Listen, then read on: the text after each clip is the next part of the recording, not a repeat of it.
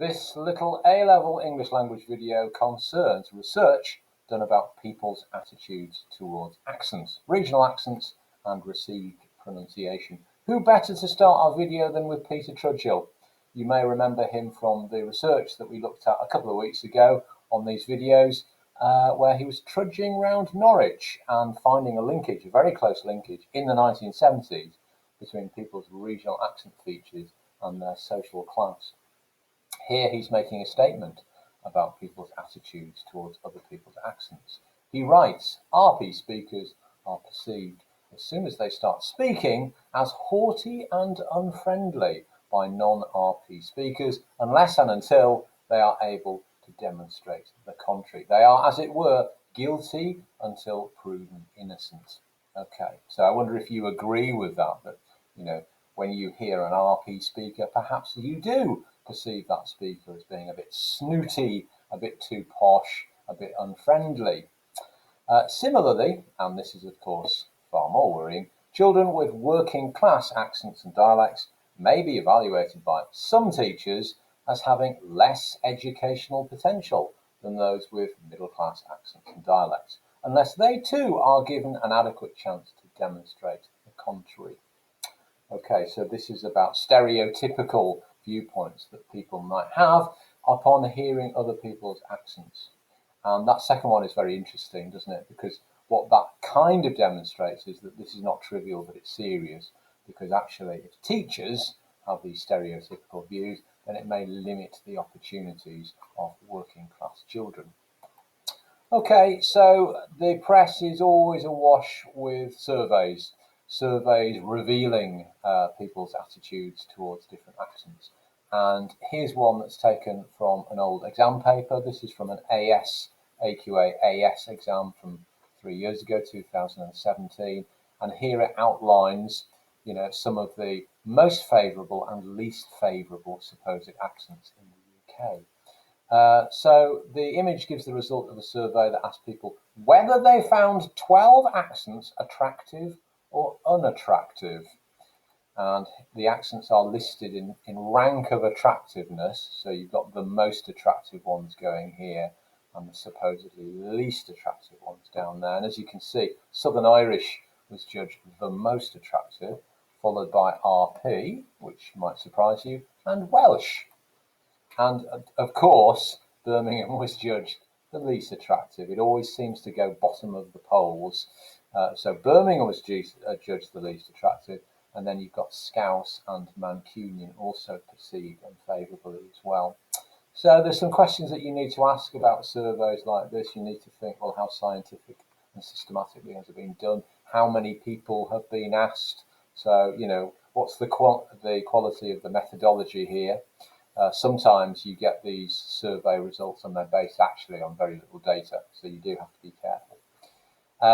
And secondly, then you have to think, well, is this a one-off or is this a trend that we see a lot across a wide range of different surveys?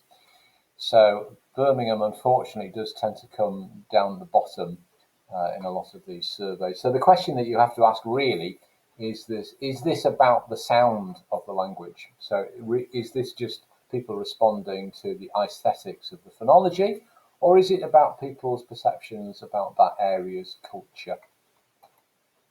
Okay, now in the AQA textbook there, you have a whole load of research done about people's attitudes to accents. It explains about some of the methodologies used and some of the findings. It's on page 163 to 165. And I'm going to talk you through some of the main findings of work done by Howard Giles, Dixon, Mahoney and Cox, Newlip and Spector and Hansen, Seligman, Tucker and Lambert, Choi and Dodd, and rounding off with the old Sittle Company. So let's start off with matched guys studies. So these have been around for a long time, made famous, I suppose, at least in linguistic terms, by this guy here, Howard Giles.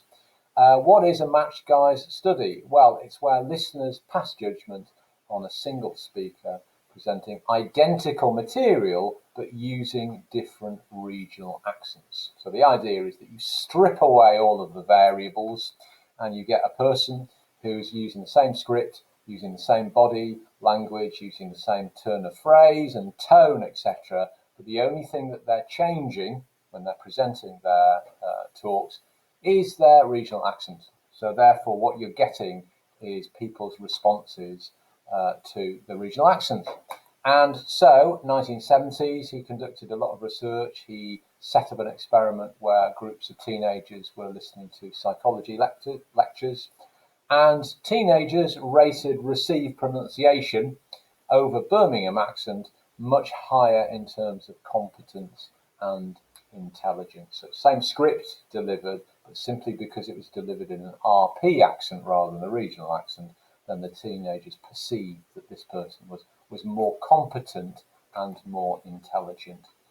Earlier to that, he did an experiment where there were talks about capital punishment, and here again teenagers rated RP arguments much more impressive than the regional accents. However, there was an interesting element on this, that those who listened to the regional accent speech were more likely to have been persuaded to change their mind than listeners to the RP speech. So although RP is deemed to be more impressive and the speakers are seen to be more intelligent, actually in terms of persuasiveness, in this particular study, your regional accent was seen to be more persuasive.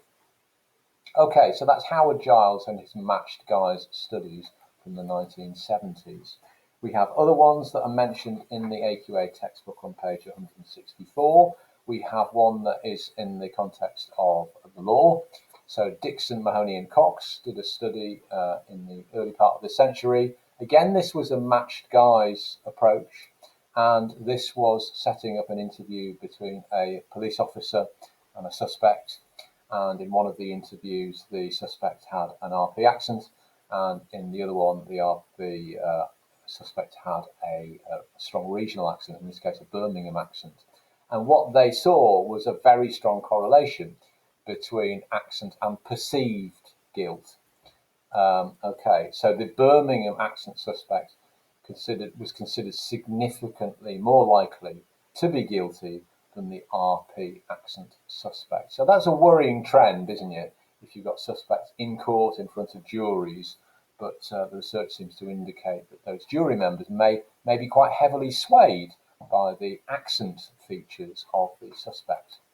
So that's Dixon, Mahoney and Cox in 2002. There's a more complicated experiment set up by Newlop and Spetton Hansen in 2013. Again, a matched guys approach.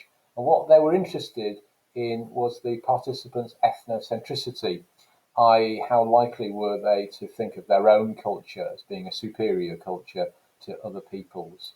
And so they set up a matched guys approach where they had these people listening to people reading out talks in different accents, and they were particularly interested in these people's perceptions of kind of non-native accents. So the participants who were considered ethnocentric gave quite low ratings to non-native speakers. More evidence that people, respond often quite unconsciously to the accent features of people around them. Other research includes people like Seligman, Tucker and Lambert, who in the early 1970s looked at attitudes of teachers in classrooms, and they found that teachers' perceptions of students were heavily influenced by their speech. And also in the 1970s, you had Choi and Dodd, and they found that teachers make judgments on student ability and personality based on their accents. Okay, so again, if that's true today, that's a worrying trend. We do have to be careful because here we are in the 2020s, and that's research done in the 1970s. So that makes it quite dated. So it'd be interesting to see the latest research about the links between teacher expectations and students' use of regional accents. Okay, Paul Coggle, there's a quotation from him in the textbook here in Do You Speak Estuary? The stereotypes are the living reminders of Britain's continuing class system. They are there to enable members of British society to go on disdaining each other in the age-old manner. So, semi-serious kind of point being made there, disdaining each other in the age-old manner. is a good quotation to remember. We also have surveys done by companies, and this is quite a famous survey done by the Heselton company. It's on page 165 in your textbook, and it's quite a longitudinal study. It's asked a lot of people. It's got 2,000 participants across the UK, and here's what they found about people's perceptions towards accents: that the Geordie accent is not only the friendliest in the UK, it's also the most likely to put you in a good mood.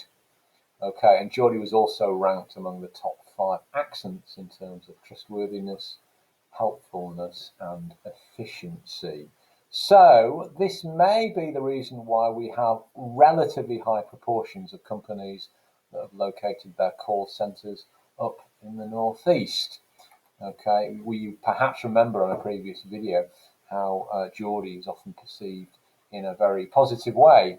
And the point that was made there is that it seems to be a familiar accent. There's a lot of representation of the Geordie accent in the media. Okay, so there are various news clips that you can see. If you were in my class, I'll be showing you this BBC News clip, which is about people's attitudes towards the Brummie accent. And this was about a TV advertisement that was supposedly representing Brummie in a kind of stereotypical way. People got hot under the collar about it. And you also come across articles like this: Brummie accents worse than staying silent, study shows. Those who speak in a Birmingham accent were viewed as less intelligent than those who stayed silent, according to a study by Hannah Furness. It has long been said that silence is golden, and if you have a Brummie accent, that old adage may prove to be true, research suggests. Speaking in a Birmingham accent is now viewed as being less attractive than staying completely silent, a study has shown. Academics found people with a Brummie twang are better off saying nothing at all if they want to succeed in life. The accent made famous by the likes of Ozzy Osbourne, Jasper Carrott and Adrian Childs were received so negatively it was ranked less intelligent than silence.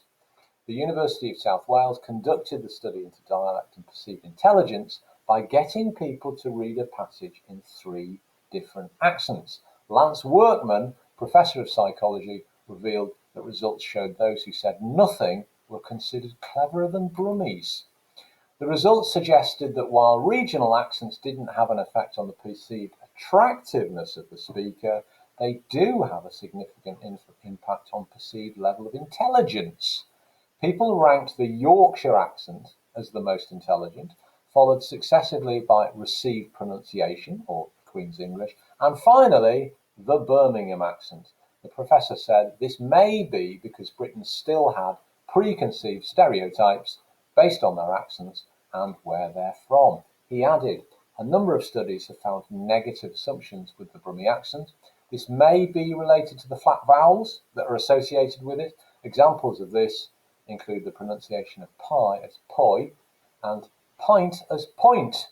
A well-known Birmingham joke involves the term cup of tea and cup of tea being mixed up. Flattening of the vowels seems to be seen as an indication of low intelligence, despite not being supported by any empirical evidence. It is merely a negative stereotype. Okay, so quite an interesting article there. We've got a kind of quite a provocative headline at the beginning there. Seems quite extreme, doesn't it? And then you've got it summarised in the byline here. And there is this negative representation here in the media about the Brummie accent. It is underpinned by research. And it's interesting how people are saying, well, it's to do with perceptions of intelligence. Okay, and it's not so much, the results suggested that regional accents did not have an effect on the perceived attractiveness of the speaker, but they do have a significant effect on the perceived level of intelligence. And so it's quite interesting here, the ranking that we've got Yorkshire, which in this survey is being seen as more intelligent than received pronunciation or Queen's English, with Birmingham at the bottom. Okay, again, you have to ask questions about the methodology, the number of participants that were asked, etc.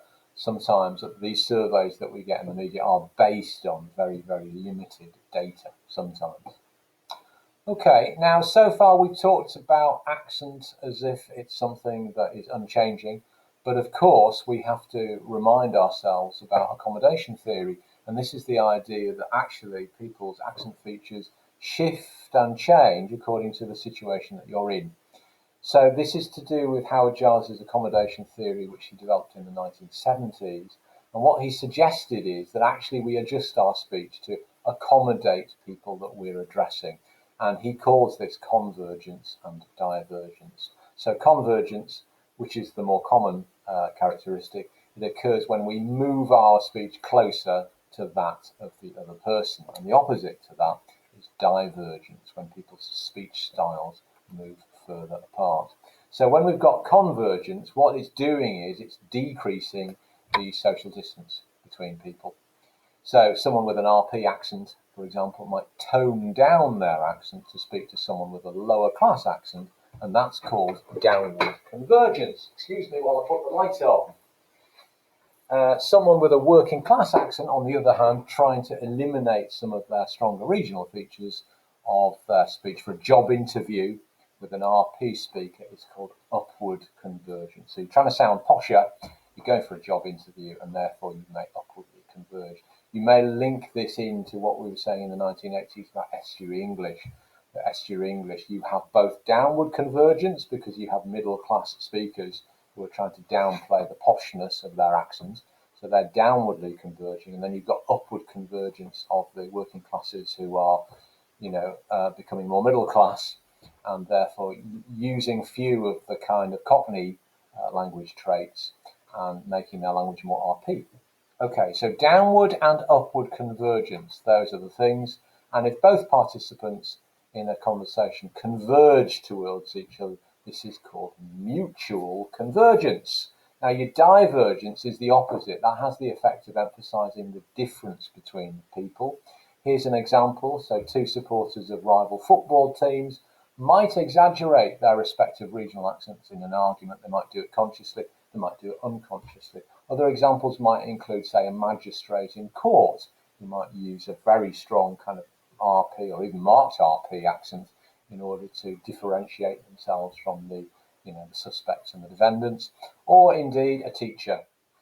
Okay, so a teacher in the classroom who may speak in a more RP or standard English way in order to show some level of instrumental power over those students.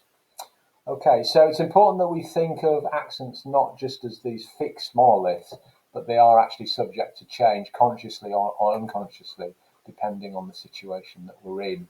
And there's a great little video here which is taken from BBC Newsnight about people changing their accents according to situation.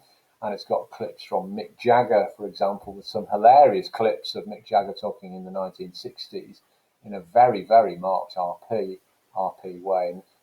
Contrasted with a more recent interview where he's been on the One Show, where he speaks in a very strong kind of estuary English or even Cockney way. So it's well worth watching. It's called Why People Change the Way They Speak, and it's a little 10-minute clip from Newsnight. And you'll also find in our booklet, I put an article in there called Our Great Posh Pretense, and this is about people changing their accents according to the situation they find themselves in. Okay, so thank you very much.